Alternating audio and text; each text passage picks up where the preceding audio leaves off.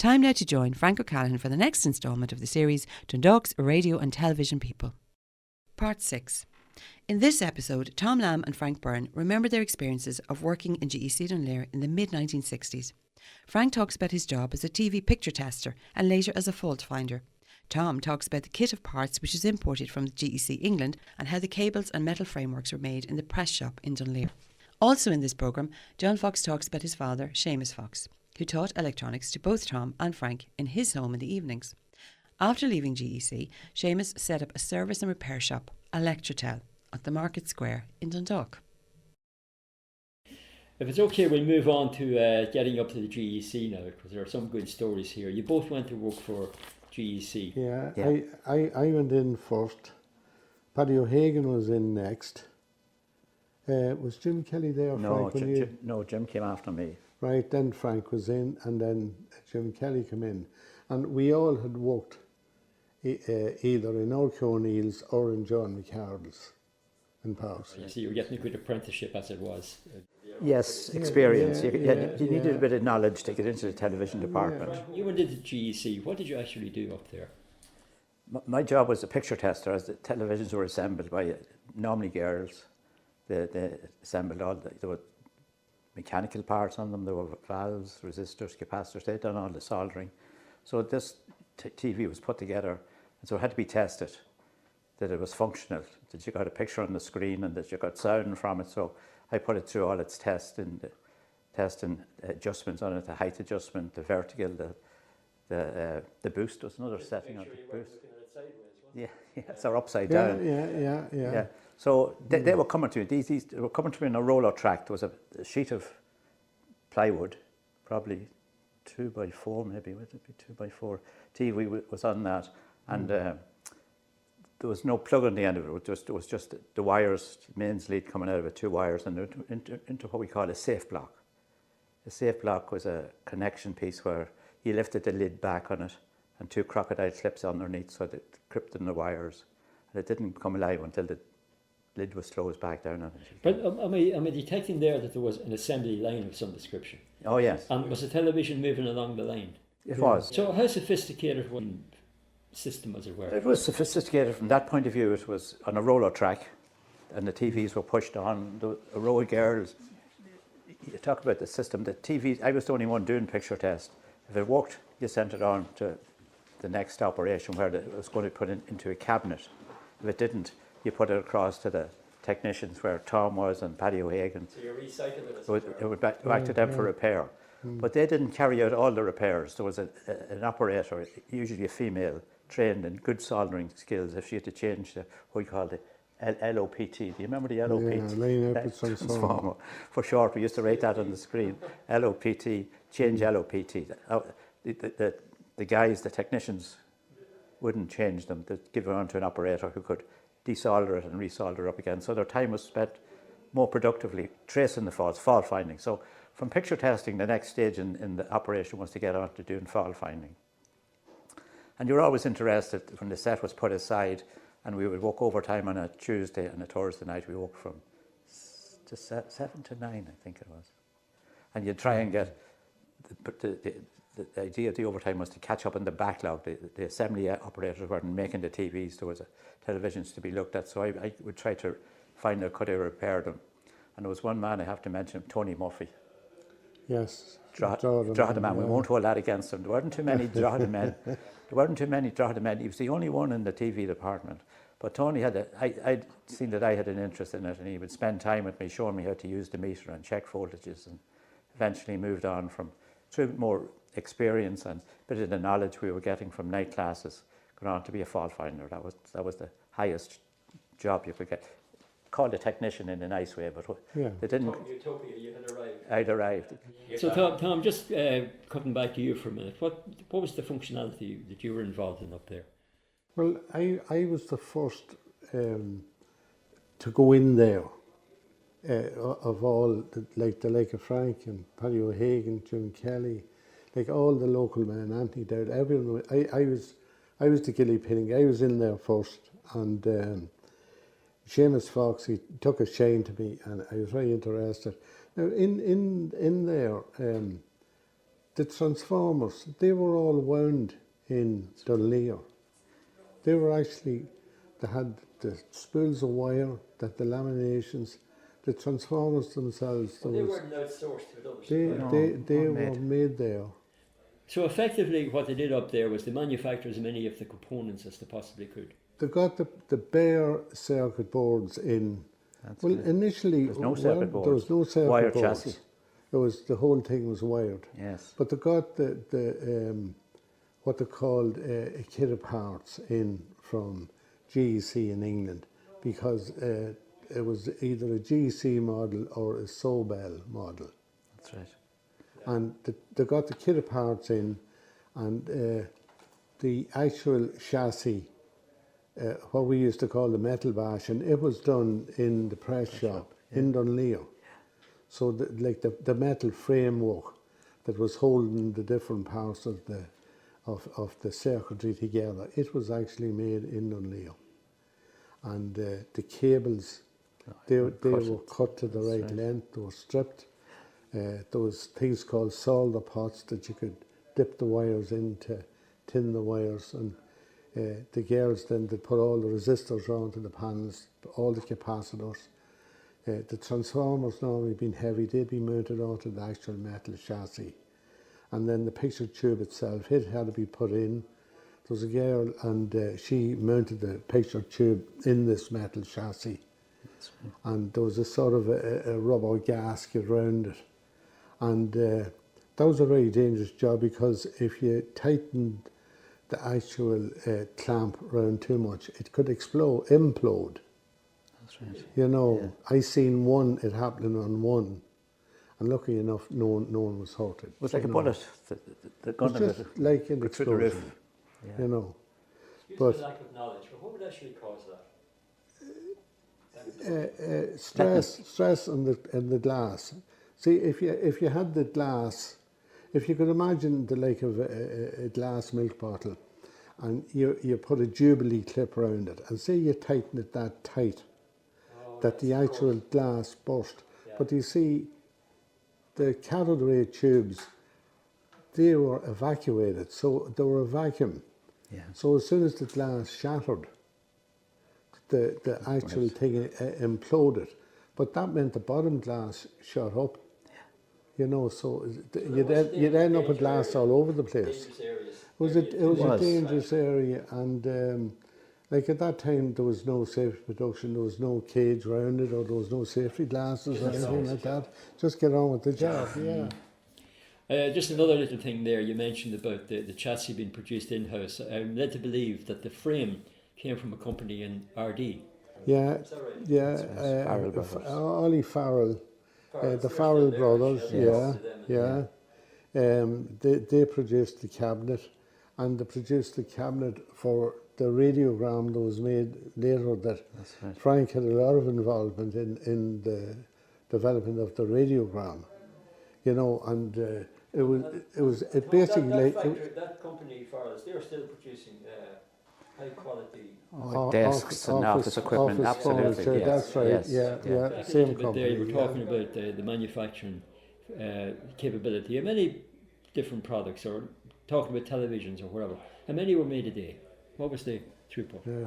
I think it was a target of 100. If we got to 70, I think, Tom. Well, that was for the TV line. That was the TV line. Yes. Like in the early 60s, if you got 20 a day out, you were doing well. Doing well, yeah. But it got up to 75.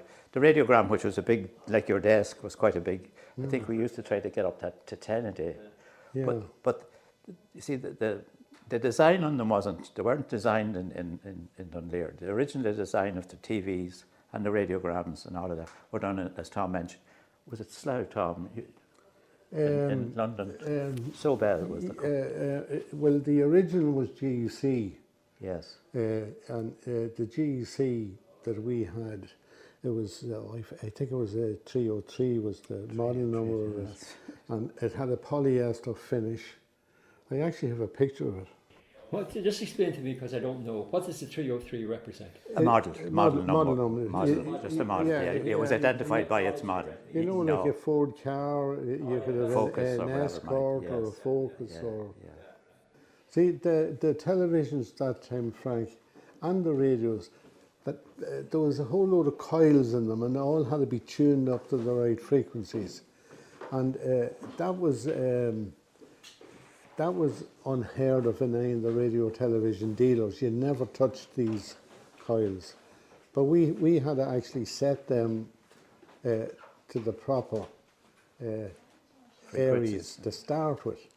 You know, and those cores, and you had to adjust these cores up and down. They called it alignment. Alignment, that's right.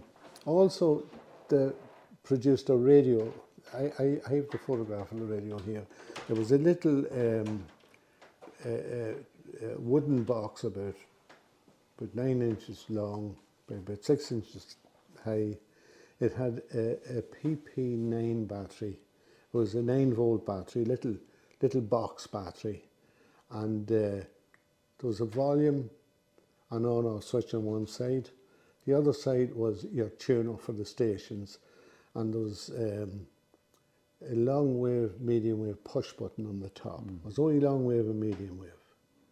Now, the fault finder there was Brendan Brown, and he was from Dunleer. He was the radio man. We were television men. That's right. But Brendan was the radio man. And he used to have a girl for doing the fault if he needed anything changed on the repairs. And those radios, like the radio line was on one side of the room, of the radio and television room, and it was a production line, much smaller. How many radios would be produced in a day? See, that, like when I went in 60, there was only about 20 of each of them. Oh, was it what, the small transistor, Pat O'Hagan ran that line? He was on This was before, that was the German. in its heyday, over 100, 150 of the Yeah, little ones yeah. they used to make, yeah. Yeah, that was when I was in, I was the only one there for about 2 years, and then the rest of the place exploded. Like Yes. with everyone started buying televisions and all that That's type right. of thing. RT came on board then as well. Yeah, The channels, yeah. I was there for the opening of. We seen the first transmission in Dunleer from the Pure transmitter, Right. and it was the St Bridget's Cross. That's right. On the screen, yes, that's right. Well, at one stage, I had the unfortunate job of taking visitors round the factory. I think because no one else would do it. And we had the radio and television shop. We had a thing called the grit shed. Now, they were making storage heaters. And the storage heater was a big metal box. And the size of that, it was actually made in the press shop, where they took in the steel and they bent and formed these boxes, and they filled them with actual chippings, and the elements were immersed in the actual chippings. And your electricity supply at home, it would come on at night, it would heat up this massive big block of like stone chippings, and it would radiate the heat out in the daytime to heat the house. Very expensive system, but that was that. So that was the grit shed. Then you had the small appliance assembly. You had toasters, you had kettles, you had electric fires, 2-bar electric fire. Later on, you had fan heaters. Fridges, washing machines. That was the large appliance Yes. assembly. Cookers. Were washing machines, cookers, fridges. At one time, they'd done a clothes dryer. They did. You know. You'd be able to edit this out. At one stage, they done a washing machine, and it gave terrible trouble, and they called it the Wonder Wash. That was the model on it. And its nickname was, "It's a wonder it washes." That's only after coming in now. Yes, yeah. I must have a big storage. So. Frank, you mentioned earlier as we say, off mic. I wanted to use that phrase. Sorry, yeah, about a bonus system, bonus structure. That's right. Yeah. So there was a bonus paid for throughput or output or quality or whatever it was. Yes. How did that work? Yeah, that was done on the basis of work study. There were work study engineers who timed. Some jobs are easy to do, timing and a rating on because they were repetitive. But in the TV department, the assembly, which was mainly done by females, they could be paid a bonus on the number of TVs they got. The throughput. The throughput. But for the technicians and the fault finders and the technical guys, we couldn't be paid. Well, they wanted to pay us on the many TVs we repaired a day. But the engineers doing the work study didn't know anything about TVs, so we could get a TV sent over to us. It's been faulty, and so we'd be there working with our meters and oscilloscopes and everything like that. And working like hell and doing nothing. doing nothing, but the work study engineers could. So after about 3 or 4 days, were you there at that time, Tom? I don't think you were. I remember, as I remember it now, they had to come to an agreement that the fault finders would get an average. That's right. Of the bonus. The shop bonus. That the shop was getting. That's right. So, in other words, if they were producing a lot of, if they were on, say, the full bonus, that the fault finders then doing a job that couldn't really be measured. Yes. Because you could take 2 minutes or 2 hours. You could, and you could bluff. Yeah. Not that you would. Not that we would do it, of course not. Yeah, well, you could have some problems on televisions, But take and it it could end up like a component costing a penny would be causing a problem. You know, so the value had nothing got to do with the length of time that it took you to do it, yes. That was about the effort put in. Yes. Yeah.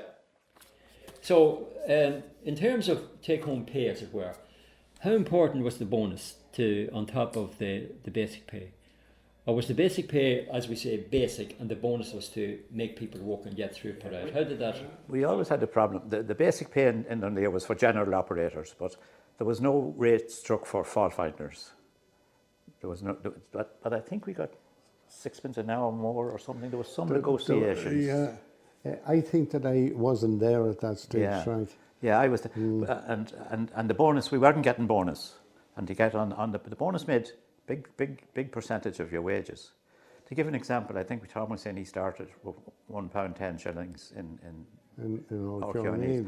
Likewise, I started. That was my pay. And then what was it in the GEC, if you don't mind me asking? Now, vaguely, I think it was something like up to £5. I know exactly what mine was. Right, so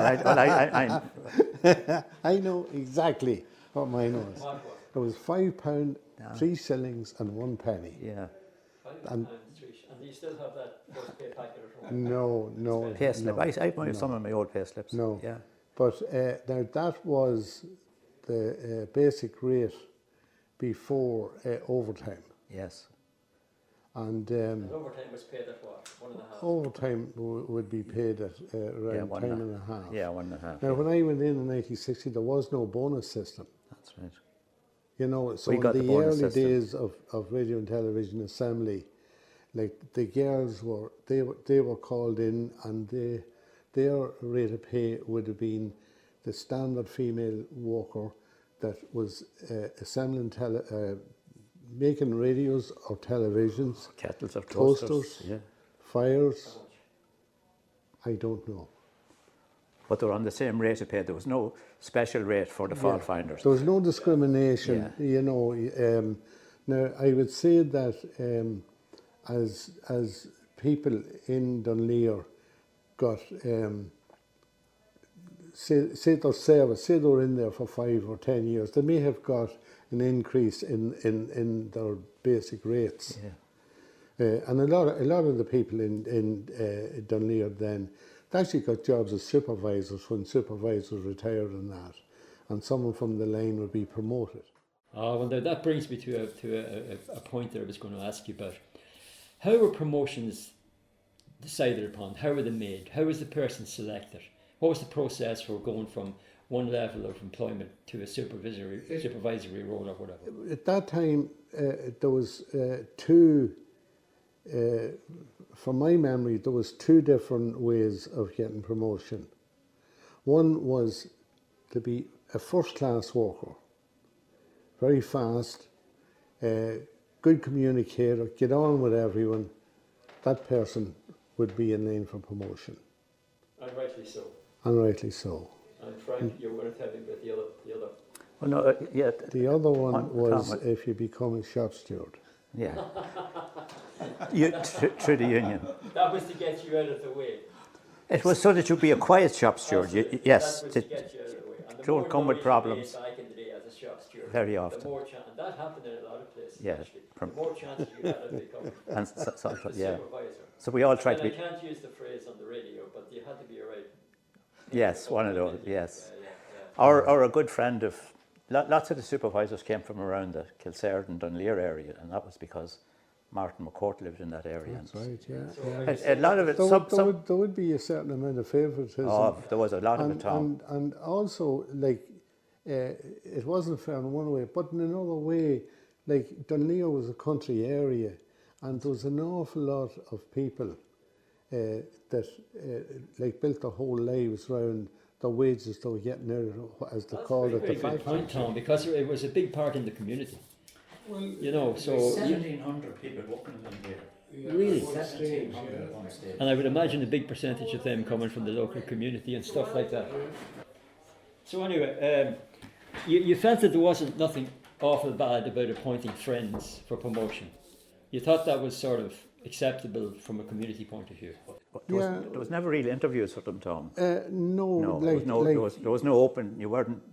When promotion was coming up, it wasn't advertised that you could apply for a promotion. You were kind of whispered, and you were told you were going to be made the supervisor or whatever it was. Appointed more than. Oh, absolutely. Very much so. Yeah. And things have changed quite a lot. oh yeah, it was an open house. And I would guess, and it's only a guess, at that particular time, like if there was a particular family, maybe there was like there could be maybe 3, 4, half a dozen children in the family, and if the man lost his job, maybe working on the land or something like that, if he knew someone in the factory, they'd say, "What about Joe Soap? Do you know he's unemployed now? Give him a job in the factory." And the fact that he was from the area, he was local, he would get a job in the factory. And would you agree with that process? Oh yes, very much so. Oh yeah. So I suppose that would bring me to the existence of a personnel department. Was there such a thing, and if there was, what did you do for their living? I was interviewed by a man called Lockery. He was the works manager, and his assistant was the nurse. And she was Nurse McCourt. She was related to Martin McCourt. Yeah. They were the two that interviewed me. They were the department. They were the department, yeah. Did you get holidays? Oh, you did? Oh, yes. Yeah. 2 weeks. 2 weeks. 2 weeks. First 2 weeks. The first 2 weeks. Last week in July. First week in August. Or fixed. Last July. First week in August. Yeah. Yeah. The most expensive 2 weeks to do anything. Yes. Exactly. Yeah. Was it 6.5 or was it 6.5 day working week? What was it? Was it 5, 6? No, five standard. It was 40 hours. 40 hours. Yeah. And then there was usually overtime on a Tuesday and a Thursday night. Was it 2 hours we done? 2 hours on a Thursday, 2 hours on 2 hours on a Tuesday, 2 hours on a Thursday. And Saturday morning. And there used to be a bit of a problem. People didn't want to work. Some people didn't want to work Tuesday and Thursday, but they wanted to come in for the Saturday overtime. Want to work Tuesday and Thursday? I never asked, but didn't suit their lifestyle.